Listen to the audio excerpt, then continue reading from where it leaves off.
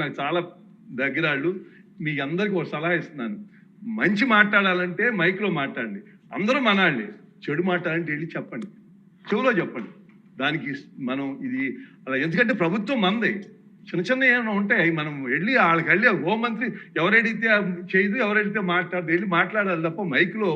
నాకు చెబుతున్నాను. రెండోది, ఈ బాధితుల్లో ఇళ్ళు వాడు కాదు అధ్యక్ష, మీరున్నారు, గతంలో ఆయన పాత్ర గారు ఉన్నారు.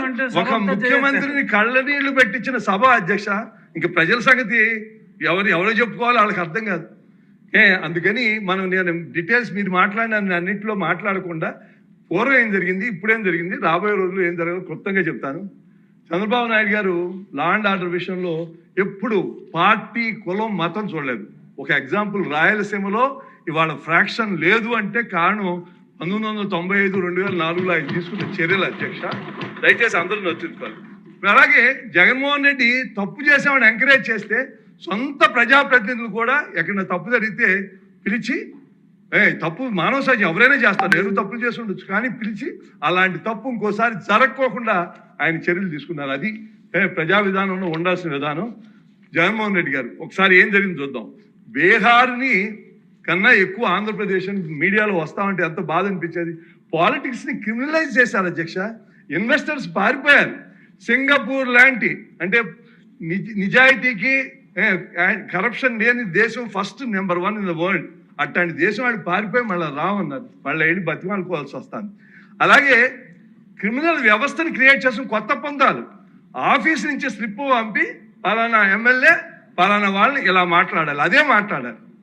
కొందరు అడిగాను, ఏంటమ్మా ఈ భాష ఏంటి, మీరు ఇలా మాట్లాడతాం, పైనుంచి స్లిప్ వస్తే మేమేం చేయాలన్నారు. చంద్రబాబు నాయుడు గారిని సేమ్ క్యాస్ట్, ఇవాళ మనం ఎమ్మెల్యేలు అని చెప్పుకోవాలంటే సిగ్గుపడే విధంగా వాళ్ళు మాట్లాడారు. ఏంటా అంటే జుగు, అసలు అసహ్యం వేసేది మనకి. వీళ్ళ ఎమ్మెల్యేలు సేమ్ క్యాస్ట్తో మాట్లాడిచ్చారు.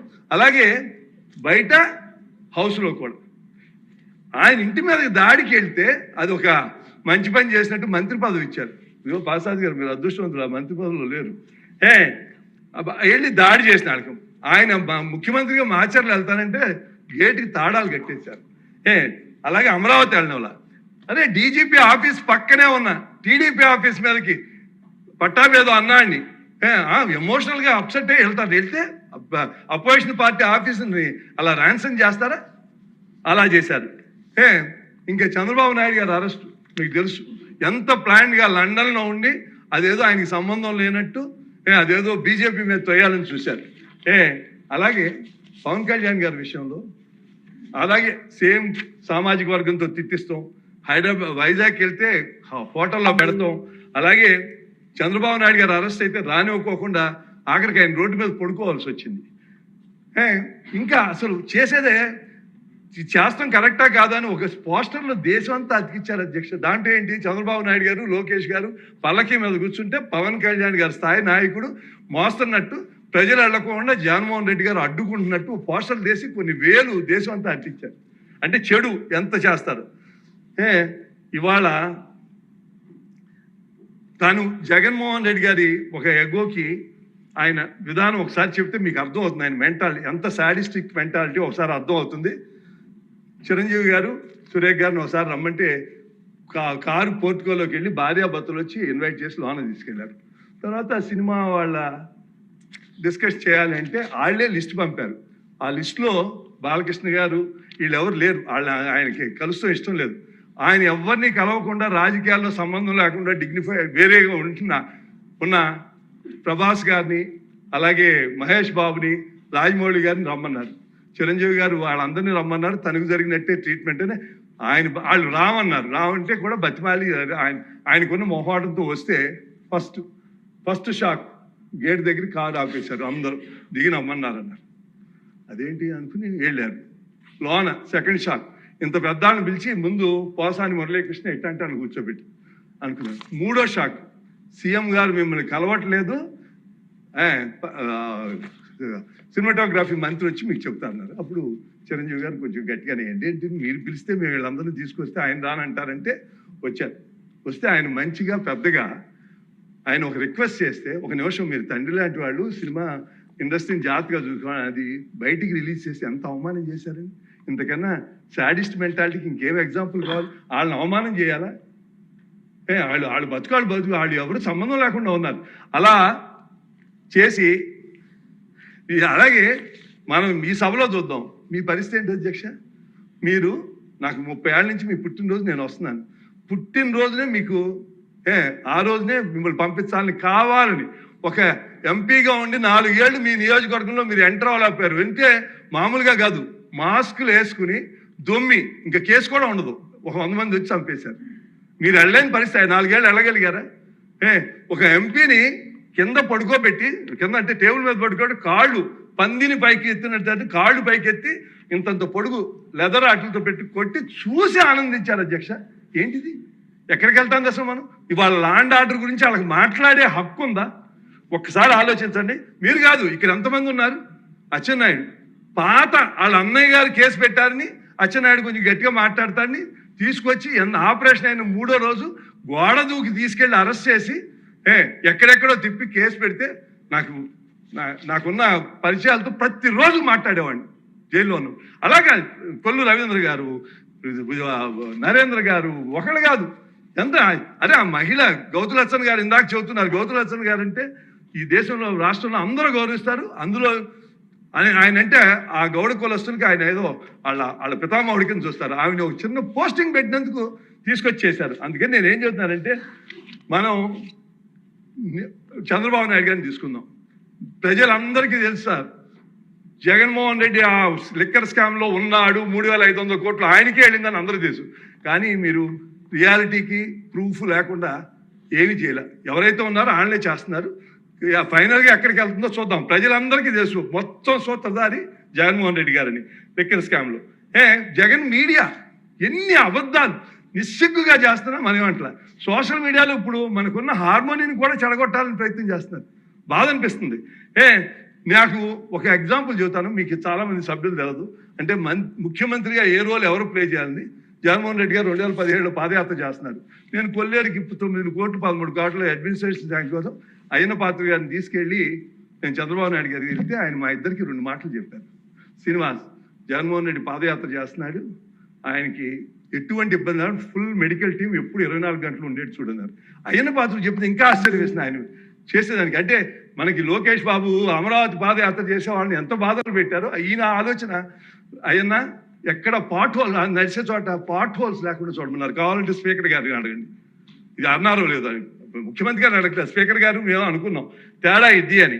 అందుకని నేను మిమ్మల్ని కోరేది ఏంటంటే, జగన్మోహన్ రెడ్డికి only personal and political agenda, Chandrababu Naidu గారికి public and future generations agenda ఉంది. ఆ డిఫరెన్స్ నోట్ చేసుకుని మనం తప్పకుండా ఉండాలి. అరే ఆంధ్ర రాష్ట్రం మనం అగ్రికల్చర్ స్టేట్ అలా గంజాయి కల్చర్ స్టేట్ అయిపోయింది. ఎక్కడ దొరికినా మూలాల ఆంధ్ర. ఇవాళ కంట్రోల్ చేస్తానికి ప్రయత్నం చేస్తున్నారు. డెఫినెట్గా చాలా బాగా చేస్తారు. చాలా కంట్రోల్ ఇంకా చేయాలి.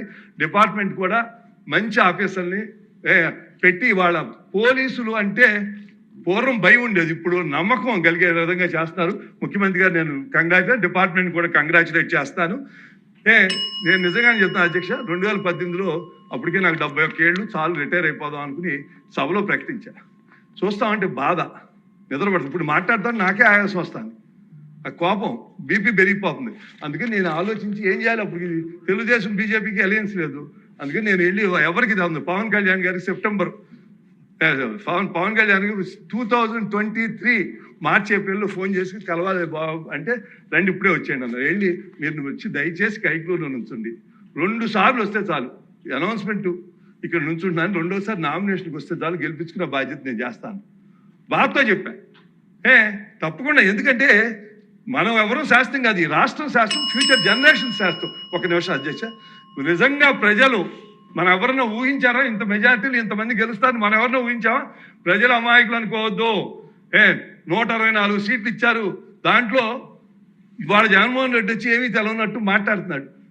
అది కేసులు పెడతారు, బట్టలు ఊడదీస్తాను, అధికారులు భయపడతాను. నిజంగానే ఒక అధికారి అన్నాడు, నేను రిటైర్ అయ్యి 2 కూర్చుని మాట్లాడుతున్నాను, నాకేం ఇబ్బంది ఉండదు, నేను రిటైర్ అమ్మో ఆడు కనుక గౌరవ పులివెందుల ఎమ్మెల్యే గారు కనుక వస్తే ఏం జరుగుతుందో మాకు భయం వేస్తుందండి అన్నారు. అలా భయపెడుతున్నారు. దయచేసి ఒకటి గుర్తుంచుకోండి, ప్రజల అమాయకులు కాదు. ఒక్కసారి గుర్తు చేసుకుని ఆయన మనం కూడా గుర్తు చేయాలి. పబ్లిక్ మెమరీస్ షార్ట్, అందుకని గుర్తు చేయాలి. అలాగే పెద్దలు చెప్పినట్టు justice delayed is justice denied. CBI అలే సొంత బాబాయిని చంపేస్తే 7 ఏళ్ళు అయిపోయింది TSC ఉంది, కొంచెం సభ్యులు ఎర్లీగా వెళ్ళాలి. సిబిఐకి ఒకటి పెట్టాలి. 2 అలాగే అసలు అన్ని కేసులు అన్నాడు జైల్లో ఉండి ఒకసారికి కోర్టుకు కూడా వెళ్ళట్లా.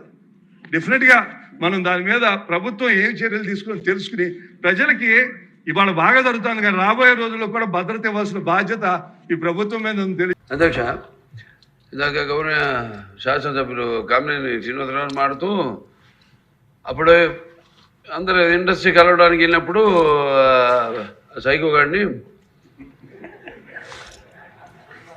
చిరంజీవి గారు గట్టిగా అడిగితే అప్పుడు ఈయన వచ్చాడంది అబద్ధం. గట్టిగా ఎవడు అడగలేదు అక్కడ. అది మీరు అన్నారు ఇందాక, ఏదో గట్టిగా అడిగితే ఈయన వచ్చాడు మళ్ళీ కలవడానికి, లేకపోతే ఏదో సినిమాటోగ్రఫీ మినిస్టర్ కలవమన్నారు అని. ఏంటంటే అడిగినా అండి అవి మిగతాను ఓకే, అవమానించడం ఆయన ఓకే, ఏదో ఆయన పెద్ద గట్టిగా చెప్తే ఆయన దిగి వచ్చాడంట కలవడానికి, లేకపోతే సినిమాటోగ్రఫీ మినిస్టర్ కలవమన్నా అంట. మనకు కూడా నాకు ఇన్విటేషన్ వచ్చింది ఇక్కడ ఫిల్మ్ డెవలప్మెంట్ ఒక లిస్ట్ తయారు చేయమని. నాది 9వ పేరు వేశారు. అది ఎవరో ఈయన నేను అడిగాను కూడా, దుర్గేష్ గారిని కూడా అడిగాను, గౌరవ సినిమాటోగ్రఫీ మంత్రి కూడా అడిగాను నేను, ఎవడో అడి వేసిందని. Respect human being, even be opposition or us. 9వ పేరు వేశారు. ఇదే అదేదో గట్టిగా ఎవడు అడిగాడు, గట్టిగా అడిగితే పంపించారు లోపలికి, వచ్చి అడిగాడు కలవడానికి. Sorry, I want to clarify this. No, very good, sir.